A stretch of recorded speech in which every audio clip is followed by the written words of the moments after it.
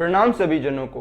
एको Indigo yoga centre द्वारा आयोजित स्वामी विवेकानंदा की कहानियां इस स्पेशल सीरीज के 7th वीक में आप सभी का स्वागत है।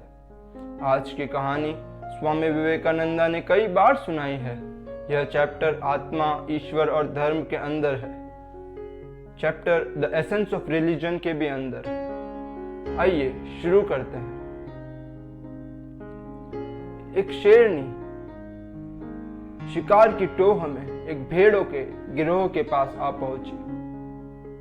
जैसे ही उस शेरनी ने शिकार पर झपट्टा मारा कि वह शेरनी को बच्चा हो गया और वह शेरनी मर गई। जो छोटा शेर पैदा हुआ वह भेड़ों के बीच ही रहने लगा। वह भेड़ों जैसे ही घास खाने लगा। वह भेड़ों जैसे ही मैं करके आवाज निकालने लगा। उसे यह ज्ञान ही न हुआ कि वह एक शेर है। बहुत दिनों बाद एक दूसरा शेर वहां से गुजर रहा था और वो बड़ा देखकर आश्चर्यचकित हुआ कि एक शेर कैसे भेड़ों के बीच में रह रहा है, घास खा रहा है, भेड़ों जैसे मैं मिमिया रहा है। तो वह उधर जाने का कोशिश करा और जैसे ही वह उधर गया सारे भेड़ भागने लगे और वह भेड़ जैसा शेर भी उनके साथ भागने लगा। वह बड़ा आश्चर्यचकित हुआ। फिर एक दिन अवसर देखकर जब सब सो रहे थे तो वह उस भेड़ जैसे शेर के पास चुपचाप पहुंचा और उसे जगाया और उसने कहा भेड़ जैसे शेर को कि तुम शेर हो। और वो बिल्कुल डर गया। वो बोला नहीं।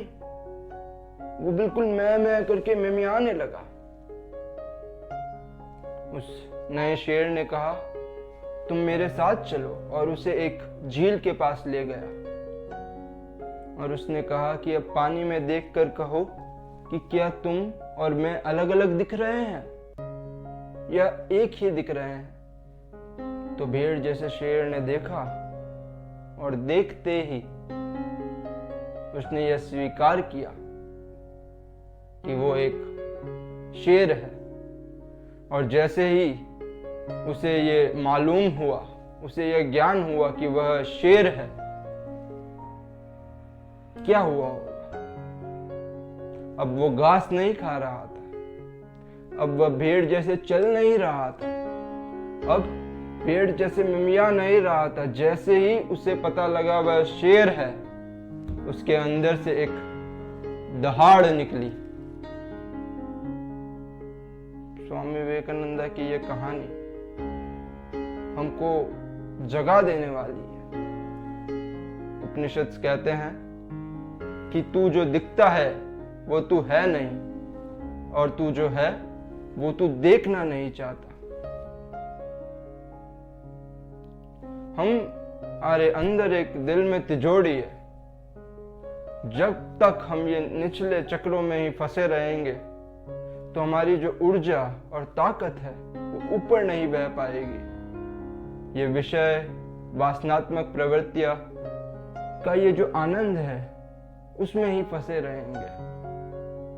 लेकिन जैसे ही ये दिल का वाल खुलेगा, वो ऊर्जा, वो ताकत हमारे अंदर दिल में बह जाएगी और हम एक ऐसे असीमित आनंद, असीमित ताकत का अनुभव करेंगे जो अभी हम सोच नहीं सकते।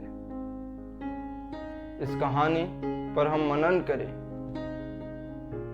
जो हमारे दिल के तिजोरी को खोले ताकि जो ऊर्जा है, वो ताकत है, वो दिल में बहे। इस पर जब हम मनन करेंगे तो हमारा दृष्टिकोण बदल जाएगा। बहुत बहुत धन्यवाद।